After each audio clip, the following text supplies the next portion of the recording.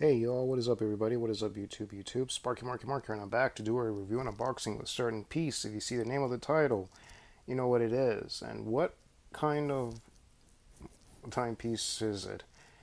No, it's from Seiko, and I just got it from Japan recently. And lo and behold, here it is. And now I gotta unbubble wrap everything and show you what it is. And before all that, let's go to the man cave and see what I'm talking about. And where it came from originally, and originated actually, and its origins. Let's look at it. Like, now, let's go! Alright, folks, before we get into the unboxing of this Seiko, which obviously you know what it is from the title and everything, you have to go back as many years ago, like, say, 1975 to be exact, right around the time of the release of films like The Yakuza, French Connection 2, and of course, Jaws, of course, indeed. Okay, so in the sexualization diver from Kure City, I can't even say the name right there. This word, city in Hiroshima Prefecture of Japan, sent Seiko a Seiko complaint regarding reliability of existing line professional dive watches. Compliment exposed some noticeable flaws in its existing designs, most notably their susceptibility to the observation of helium gas and component of air mixture that saturation divers involved. I can't. I'm not a level A reader, but I'm just reading what I'm reading.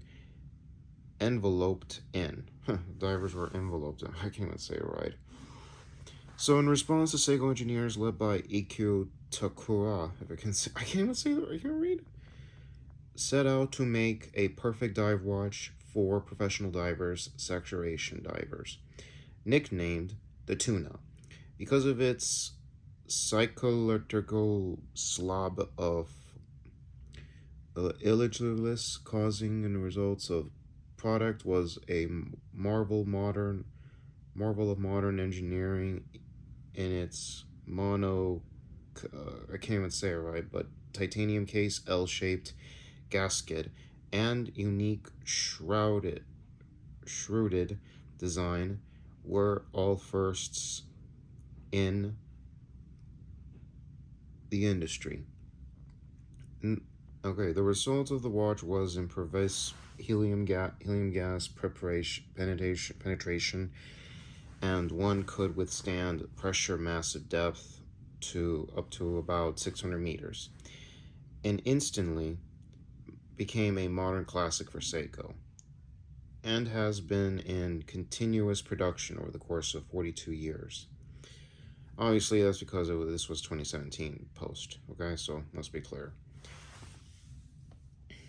And of course, the Tuna evolved over the years, although many of the modern incarnations share iconic developed designs of their predecessors.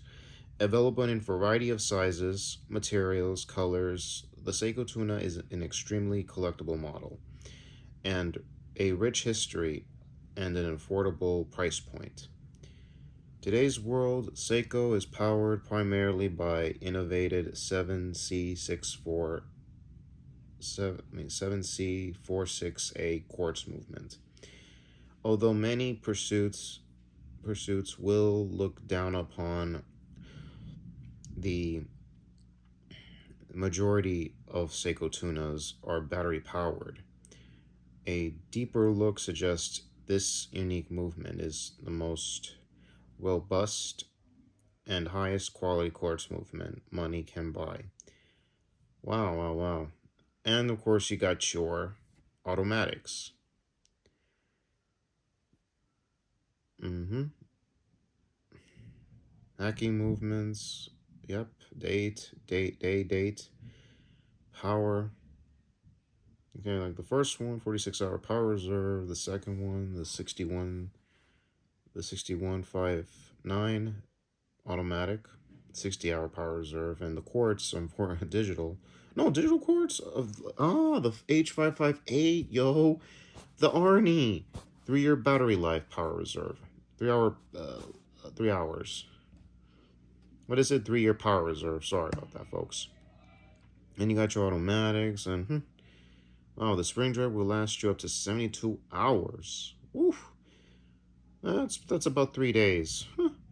So among other things, but there is solar quartz version that you can use it with any light, whether it be your smartphone light, your iPad light, house light, any light you have in the house, including LED lights to charge the solar watch.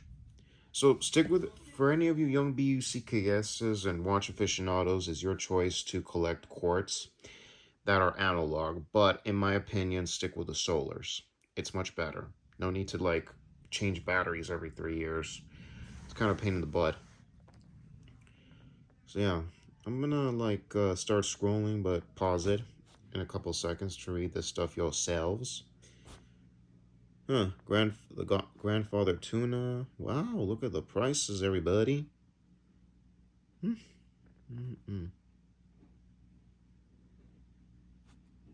what do we have here? Emperor Tuna. This looks familiar.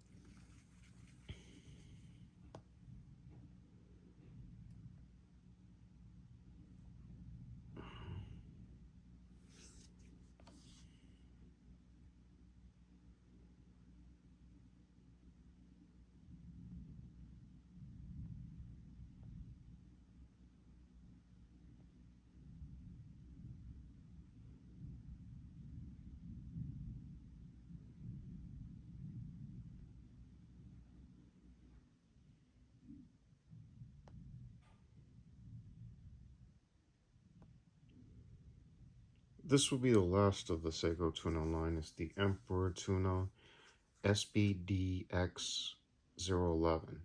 51 millimeters. Lug width to lug width is about 52.8 millimeters. This is PVD titanium, by the way. This is all blacked out. Markers are all white. Up to 1,000 millimeters. Wow, wow, wow. Very, very unique. Coined to this day to be the largest of the tunas, but features high-end Grand Seiko automatic movement. Very, very cool. Long live the tunas, baby. Hope they make more in the near future and I can buy a second set. I mean, a second set? What? I'm not buying a second set. I'm buying a second watch. I'm not buying a set. No sets. I doubted there was ever a set. To tell you the truth, folks, but there was one for the 55th anniversary. That was in 2020, but those were like limited to only 1,000 or 100, and they were kind of pricey though. Couldn't pull the trigger at that point. You catch my drift. So let's look a little bit further into my crazy album collection. Alright folks, so here we're looking at from 1975. This is a reference 6159-7010 titanium tuna. This is its original origins, where it originated at the time. Look at it very carefully and pause it and tell me what you guys think. Alrighty. So, As you can see, Seiko throughout the years, especially the Arnie that I talked about. Yes, I talked about the Arnie. And then, of course, there were more watches throughout the years. And yes, this was featured in three films. Two were in 1985. One was in the wrist of Roger Moore in A View to a Kill. This was during the Eiffel Tower sequences. And then Arnold Schwarzenegger wore that watch in Commando, and then 2 years later, and then Raw Deal, and then he wore it in Predator. That's why it's got the nickname Arnie. Here's a French catalog of the Seiko Sport Tech. As we go further over the years, among other things, we get this in March 17, 2015. 40 years later. Wow, wow, wow. Wow, hasn't been that long for Seiko to come back with their Tuna models. And then you got this particular one in April. The SRP 639 K1 diver. And Prospex SRP 635 K1 50th anniversary. And that's not a tuna. Here's a tuna. But tuna can, that is. And this is a big one right here. The SBDB013 spring drive. No batteries. This is the one you're going to be looking at, folks. Released on August the 8th, 2015. The SBDX014, Professional Marine Master Professional. And this is the tuna, folks. The shape, every detail. Look at it very carefully. And then this is part of the MarineMaster, yeah, but it's not even like consistency of a tuna can, let's be clear. Here's a black and gold version, the SRP 614K1. There's another variation, but it's divers, and this is only limited to like 15,000 pieces in existence. So yeah, oh, here's one. This is like the patty version, but it is a tuna. Let me be clear with that. Seiko Patty SRP A83J1. And here is a solar version, which is a SBDJ029 Fieldmaster lowercase solar special edition, but it is the shape of a tuna. Let's be clear. And of course, let's not forget this big ass from the prior to summer 2018, a Fieldmaster lowercase SBEP003. This definitely has tuna origins all over it. Same here. On this one is the SBEP001 digital tuna. Yeah, so these are digital tuna lower cases. Let's be clear. And this is only a bottle cap. May have a little bit of a tuna, but not all the way. This is just a bottle cap version. A lot of monsters in the house. Ah, here is some. Both released on April 12, 2019. This one is a special. This is limited edition, only limited to about 1,000. Look at that carefully, folks. And this one is the SBDX027 Shars Zeku 2. This is a green version, and folks, this is only 1,000. You can still get it somewhere, but it's a tuna, baby. And this is a red version. Wow, and again, 1,000 pieces in existence, yo. And what else?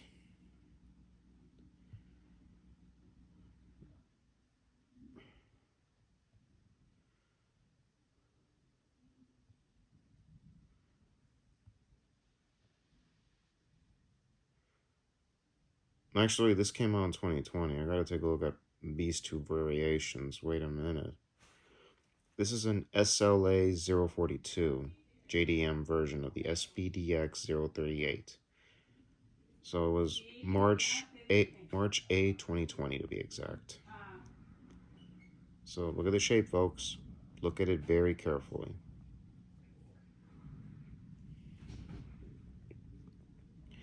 And here is the tuna. This one, along with these two, part of the 55th anniversary Divers Edition, of course, that comes with the SBDX039/SLA048. And this is the high beat SBEX011. And here is the SBDX035 Tuna. These came on a set, or you can buy it separately, but man, oh man, it's under like 4 G's, close to maybe around 6. Oh man, I wasn't willing to pay that much, but the tuna can never forgot its origins to where it came from at that time period. So yeah, folks. But oh no, this is a good timepiece, of course, and never forget its origins. All the DNA is in it. So yeah. And I don't know if in the near future they're going to go back to more tunas. So let's just pray and see what goes on. Well, anyways, folks, enough chit-chatting and stuff. Let's head to the unboxing. Like, now. Alrighty, folks, so with all that information out of the way, here it is. This is how it looks, folks. Oof. Majesty, amazingness. Seiko. Here we go, folks.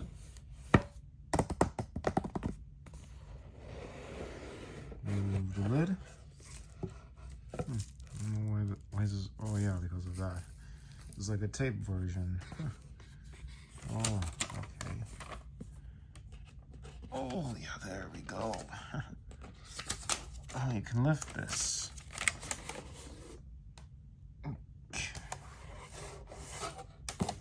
I gotta make sure I put this back in together once the vid is done. And also, what we have in here is your typical menu, and you got your warranty card here, and then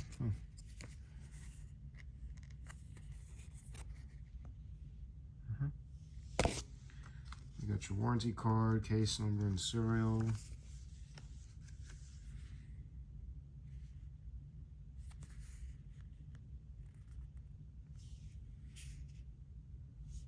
Okay, let's put this back the way they were and spin it up. So, here we go, folks. Ooh-wee. Oh, let me see anything. Ooh, yes.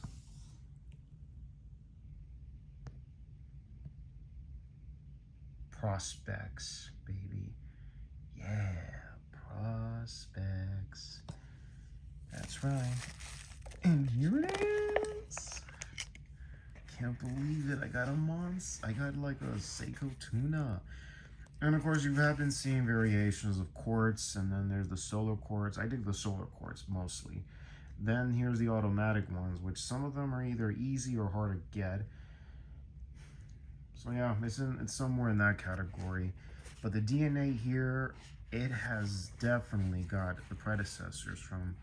It definitely has the DNA from its predecessor many years ago. Over 40 years ago, that as a matter of fact. Wow. SBDX038 in Japan. Radio tags. But of course, the keepers. Wish they kind of stuck with the originals, or ion plated, that's for that matter.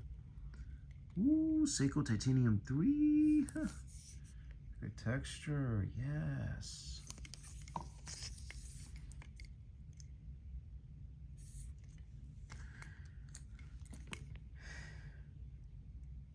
Let me give this like a little checking first before I seal this back. Okay. This this is how it came with, so I'm gonna make sure to keep that in mind.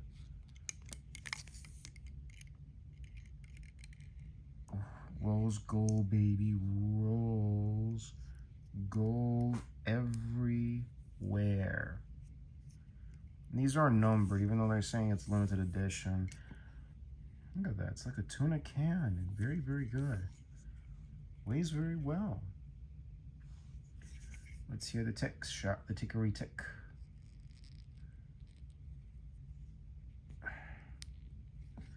Sadly, I don't think they don't do tickerings. Oh, here it does, here it does. Listen.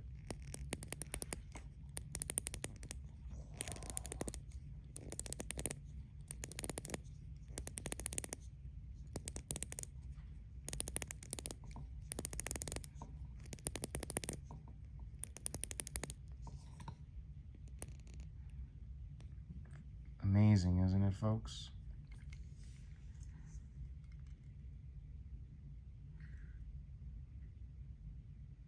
And judging here, it has the movement. Japanese A, to be exact. Can't even tell. I'll leave a link in the description box for other YouTubers that's reviewing their monsters. But right now, just admire the one, this one, baby. Fits very well. Fits very respectively on the Sparky wrist. But I'm not going to be abusing the hell out of this watch. Or maybe I want to be babying it or so. If there's ever more Seiko tuna cans coming out, I want to know about it.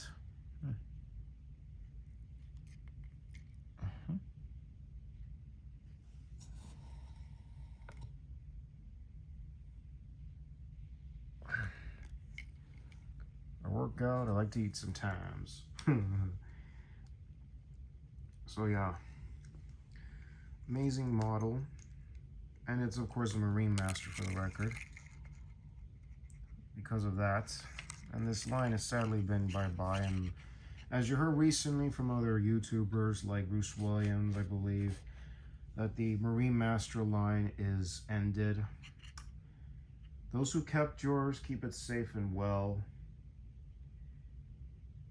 I myself, I don't even know if the MarineMaster will make a comeback in a couple years. Or maybe a decade, who knows. Admire the design, folks. I mean, really, where are you going to see more like this in the near future? Let me get a little... So yeah, if anybody even noticed about Seiko tunas, they were featured in some films. Some of it was worn the wrist of Roger Moore in 2 movies as Folks, Folkes, if I said the name right, Folks, which was based on a book, and it became a film in 1979. That same year, Moonraker came out, also starring Roger Moore.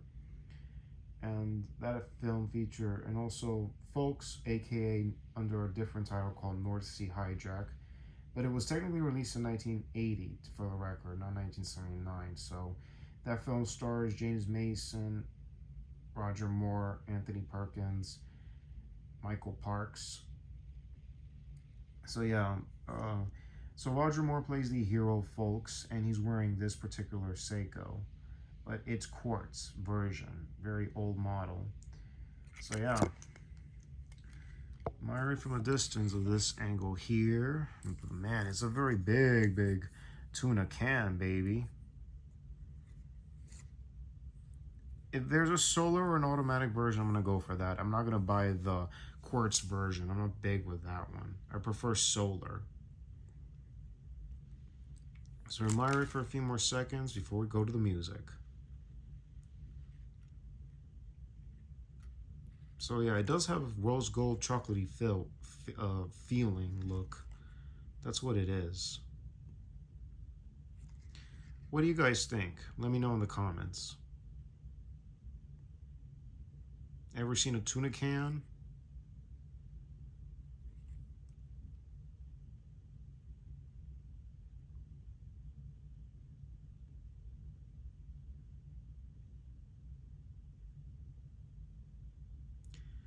Okie dokie, folks. Music time. Like now.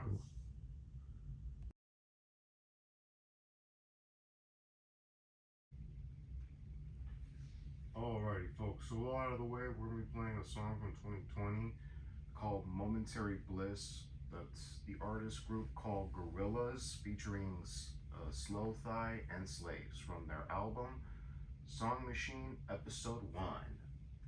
Enjoy, folks.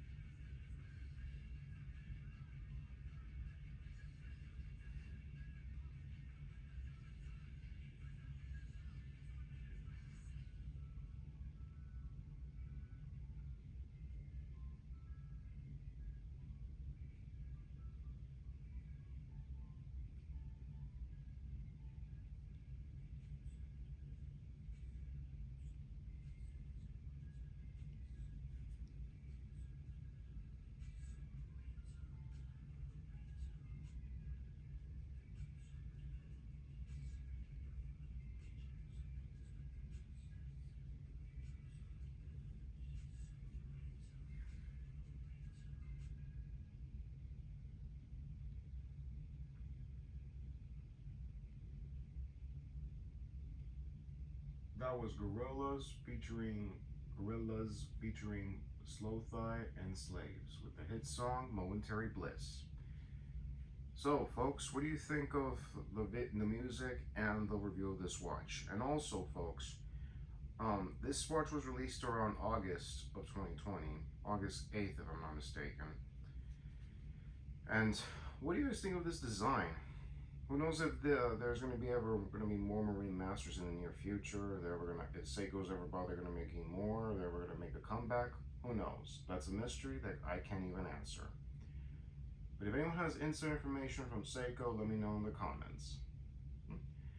So yeah, folks, if you like content like this or other content, please click the bell on the subscribe button to be notified about new uploads. Like the videos, always appreciate thumbs ups, having an opinion related to the content, or perhaps the year of the certain content that was released. Comments down below. So yeah, folks. So yeah, and also before signing off, let's give a shout out to that thing of ours, TCF, to the physical media collectors, the watch collectors, toy collectors, autograph collectors, and all you collectors out there. Shout outs to you guys. You're awesome. And also in the YouTube posts, I often post what time I post videos at a certain time, leaving links for other sites, including for charities or GoFundMe's, whatever. Check the YouTube post daily, like say the afternoon or the early evening hours. Check it out when you can. Also, I'm often posting what time I post videos at a certain time.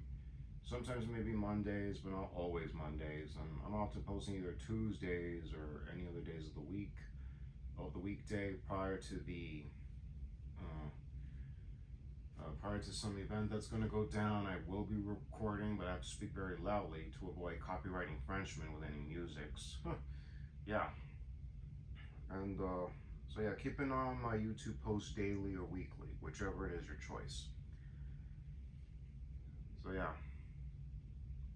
Anyways, y'all, this is Sparky Marky Mark signing off. Y'all take care. God bless you, hear you, and see you on the next vid. Enjoy Tuesday, y'all, and later.